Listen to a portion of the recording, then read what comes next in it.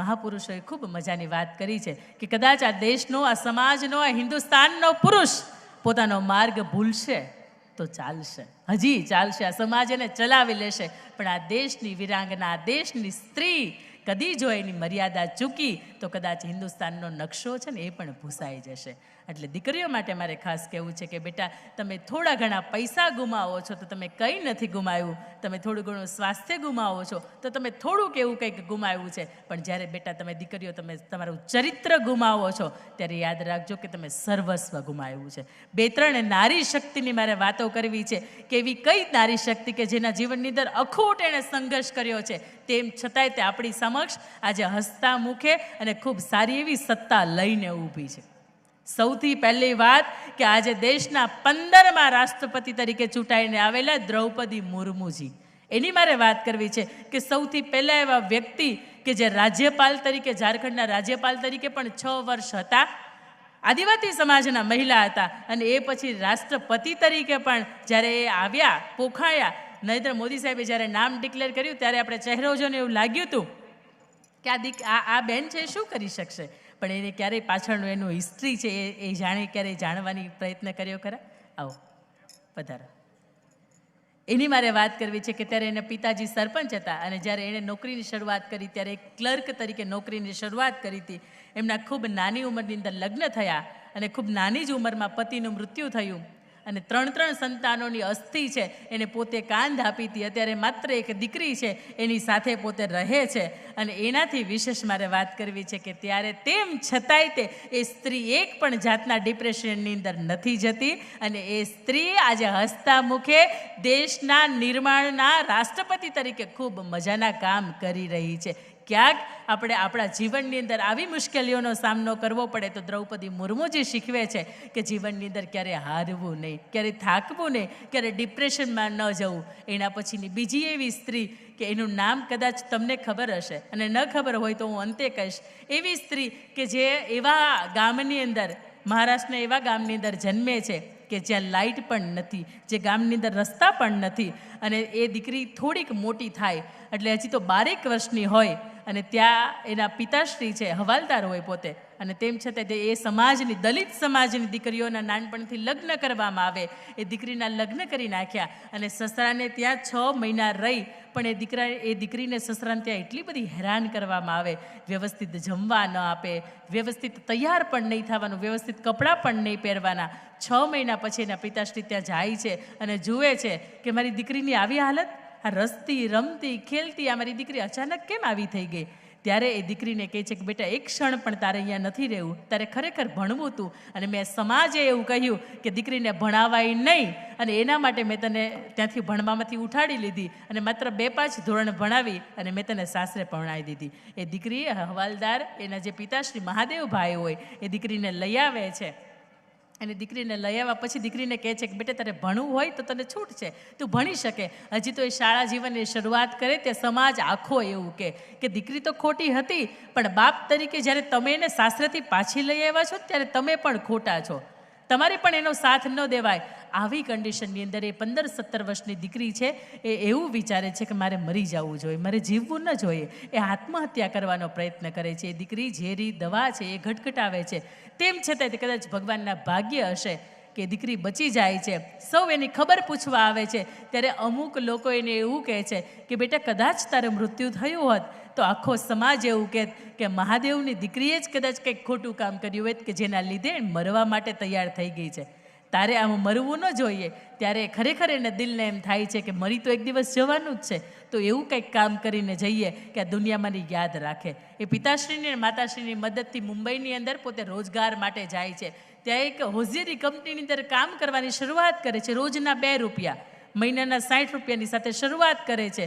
જુએ છે કે પિતાશ્રીની પોતે એની અવધિ છે એ પૂર્ણ થઈ ગઈ. એના મમ્મી પપ્પા અને એની મોટી બહેન એ પણ એની સાથે મુંબઈની અંદર રહેવા આવે છે અને મોટી બહેન એવી ભયંકર બીમારીની અંદર સપડાય છે કે 2000 રૂપિયાની પણ આ બેનની સાથે સગવડતા નહીં અને 2000 રૂપિયા નહોતા એટલે પોતાની બહેનને ગુમાવે છે, ત્યારે એ દીકરીની અંદરથી સમજાય છે કે કોઈ પણ ક્ષેત્રની અંદર મારે હવે આગળ વધવું પડશે, કારણ કે મારા પપ્પા છે એ તો હવે નિવૃત્ત થઈ ગયા, મમ્મી કાંઈ કમાવી શકે એમ નથી, અને મોટી બહેન કે જેને 2000 રૂપિયા માટે હું એને બચાવી ન શકી, એટલે પણ મારી પાસે પૈસા નથી, ત્યારે એ 50,000ની ગવર્મેન્ટ પાસેથી લોન ઉપાડે છે કે પોતે બ્યુટીક ચલાવી શકે.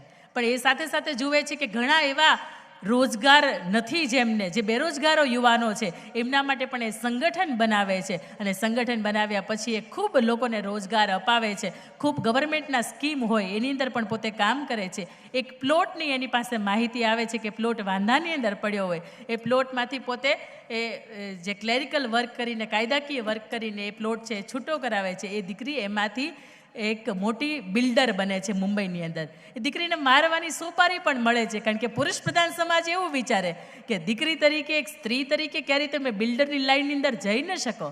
ત્યારે આ દીકરીને મારવાના જ્યારે સમાચાર મળ્યા ત્યારે પોલીસ એવું કહે છે કે અમે તને પ્રોટેક્શન આપીએ. ત્યારે પોલીસને ના પાડે છે કે તમારે મને આપવું હોય ને તો રિવોલ્વરનું મને લાઇસન્સ આપો કે મારી રક્ષા હું પોતે કરી શકું, મારે તમારા પોલીસના પ્રોટેક્શનની જરૂર નથી. એ એની પાસેથી લાઇસન્સવાળી બંદૂક લે છે, અને એ પછી કમાણી ટ્યુબ્સ નામની કંપની છે કે જે વર્ષોથી ખાધની અંદર હોય, ગવર્મેન્ટ એને સોંપે છે, અને 6 વર્ષની અંદર એ કંપનીને પ્રોફિટેબલ કરીને બતાવે છે, અને કમાણી ટ્યુબની પોતે માલકીન બને છે. એક એવી સ્ત્રી કે જે રોજના 2 રૂપિયા કમાતી હતી, આજે 2000 કરોડની માલિક છે. એક એવી સ્ત્રી કે જેના ગામની અંદર પોતાનો જન્મ થયો ત્યારે રોડ નહોતો, આજે મુંબઈની અંદર પોતાની કંપનીના નામ ઉપર 2 રોડ છે. એક એવી સ્ત્રી કે જેને એક વખત મરવાનો વિચાર આવ્યો હતો અને આજે જીવીને બતાવે છે. આ વાતની નોંધ આપણા આદરણીય મોદી સાહેબ, વડાપ્રધાન આપણા મોદી સાહેબ છે, એણે પણ મન કી બાતની અંદર લીધી છે ને કહ્યું છે કે કોઈ સ્ત્રીને કદાચ મરવાનો વિચાર આવે ને તો કલ્પના સરોજને મળજો.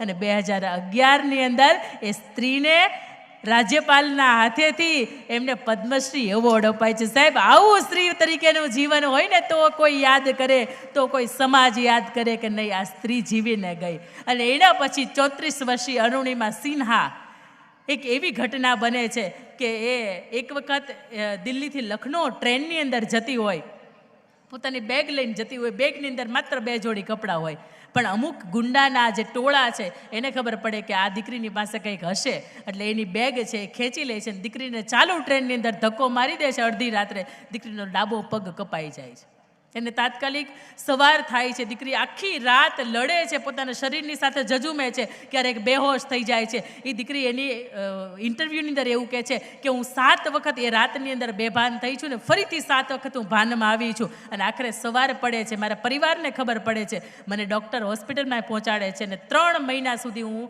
ડૉક્ટરની અંદર બેડ રેસ્ટમાં રહું છું. ત્યારે મને ડૉક્ટર એવું કહે છે કે આ દીકરી ચાલી નહીં શકે, અને ઘણા સમય પછી એને ચાલશે, એને કોઈ પણ સાથે ચાલવું હશે ને તો ટેકો લઈને એને ચાલવું પડશે. ત્યારે એ દીકરી મનોમન નક્કી કરે છે કે મને ડૉક્ટર તો ચાલવાની ના પડે છે, પણ મારે એવરેસ્ટ સર કરવો છે.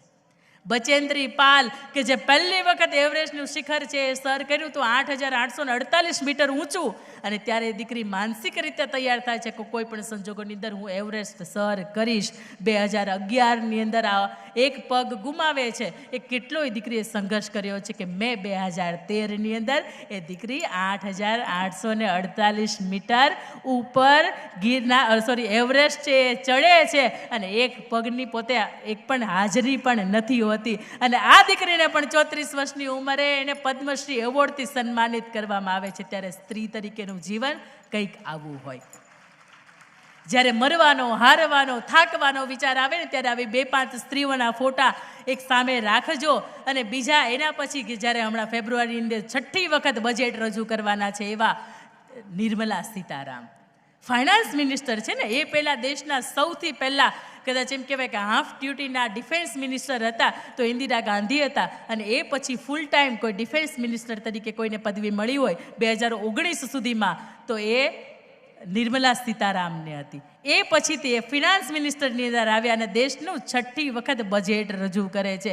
એક એવો સમય હતો કે પોતે સેલ્સ ગર્લ્સ તરીકે કામ કરતા હતા, અને આજે આખા ઇન્ડિયાનું સેલ્સ કેવી રીતે થાય ને એમના અંડરમાં આવે છે. આપણે કદાચ 5 કે 25 હજારની અંદર ઘરનું બજેટ ફિક્સ નથી કરી શકતા, ત્યારે લાખો, કરોડો, મિલિયન ને ટ્રિલિયનની અંદરનું બજેટ છે. આ સ્ત્રી બેઠા બેઠા દેશનું ભાવિ નક્કી કરે છે કે કયા ક્ષેત્રને, કેટલા ટ્રિલિયન કે બિલિયન ડોલર્સની અંદર કે કેટલા રૂપિયાની અંદર મારે એ બજેટ છે એને ફાળવવું. આવી ચાર પાંચ નહીં, પણ એમ કહેવાય કે હજારો આવી સ્ત્રીઓ છે, હજારો આવી વિરાંગનાઓ છે કે જેના નામ ઉપર આપણને ગર્વ થાય અને સ્ત્રી તરીકે જીવવાનું મન થાય અને ભગવાનને રોજ ઉપકાર કહેવાનું મન થાય કે ભગવાન તારો ખૂબ ખૂબ આભાર કે તે મને જીવન આપ્યું છે, મનુષ્ય જીવન, એમાંય તે શ્રેષ્ઠ મને તે સ્ત્રીનું સર્જનહાર તરીકેનું જીવન આપ્યું છે. અને ખાસ અહીંયા દીકરીઓ બેઠી છે ને, ત્યારે મારે એમ કહેવું છે કે કદાચ કોઈ સ્ત્રીને પૂછવામાં આવે કે તું કોણ છે, ત્યારે આ દીકરીઓએ જે બહેનો બેઠા હતા ને, એણે સવારમાં અત્યારે હમણાં થોડીક વાર પહેલાં એક ગીત ગાયું, એની અંદર કહ્યું હતું કે શક્તિ પણ છું ને ભક્તિ પણ છું. એ સ્ત્રીને પૂછવામાં આવે કે તું કોણ છો, ત્યારે સ્ત્રી એવું કહેતી હોય, શક્તિશાળી વિરાંગના સ્ત્રી એવું કહેતી હોય કે મને શક્તિ કહો કે ભક્તિ, હું બંને રૂપે ધારદાર છું. મને શક્તિ કહો કે ભક્તિ, હું બંને રૂપે ધારદાર છું. મને ગમતા લોકોની સામે મીણ અને અણગમતાની સામે હું તેજ તલવાર છું. મને બીક ન બતાવો આફતોની, હું શિરે સત્યને ધરનારી નાર છું. મને બીક ન બતાવો આફતોની, હું શિરે સત્યને ધરનારી નાર છું. હા છે સર્વે સર્વા સ્વાભિમાન મને મારો, કારણ કે અંગે પવિત્રતાનું વસ્ત્ર હું ઓઢનાર છું. જાળવું છું મર્યાદા વડીલોની, પણ જો થયું વસ્ત્રાહરણ તો આખાય હસ્તિનાપુરને હું ઝુકાવનાર છું. આ છું ડૉક્ટર, વકીલ, એન્જિનિયર, પાયલોટ અને કાયદાની જાળકારની સાથે હું ખંતીલી ખાખીની ધરનાર છું. અરે મને વિષ આપો કે અમૃત શું ફેર પડે, મને વિષ આપો કે અમૃત શું ફેર પડે, હું એક સ્ત્રી તરીકે રોજે રોજ પીનાર છું. આપ સ્ત્રી અહીંયા બેઠી છો ને, ત્યારે નતમસ્તક વંદન કે મહાદેવે એક ઘૂંટડે પીધું તું, એક સાથે પીધું તું, પણ આજની સ્ત્રી અપમાન પણ સહન કરી શકે છે અને માન છે ને એને પણ પચાવી શકે છે. ત્યારે અહીંયા દીકરી બેઠી છે ને, ત્યારે એમના ચરિત્રને ઉજાળતી મારે 2-5 વાતો કહેવી છે. અને શક્ય એટલો મેં તમને કહ્યું એમ કે કંટાળો નહીં આવવા દઉં, અને આવતો હોય એને આપણે મજાનું વિશાળ પટાંગણ છે અને કોઈ તમને ના નહીં પાડે, કદાચ જવાની છૂટ, તમને એવું લાગતું હોય કે આપણા વિરુદ્ધની વાતો થાય છે, આમાં આપણને કાંઈ ફાયદો નહીં થાય, આવી વાત તમને લાગતી હોય તો અહીંથી જવાની તમને પણ, કદાચ દીકરાઓને એમ થતું હોય કે આપણા કામની વાતો નથી તો એમને પણ છૂટ છે. પણ ખાસ એ બહેનો દીકરીઓ બેઠી છે, મહિલાનો મંચ આપણો છે, અસ્મિતા પર્વ છે. અસ્મિતા એટલે આપણું ગૌરવ, અને ગૌરવ એટલે કે દીકરી, અને દીકરી એટલે મર્યાદાનું પ્રતીક.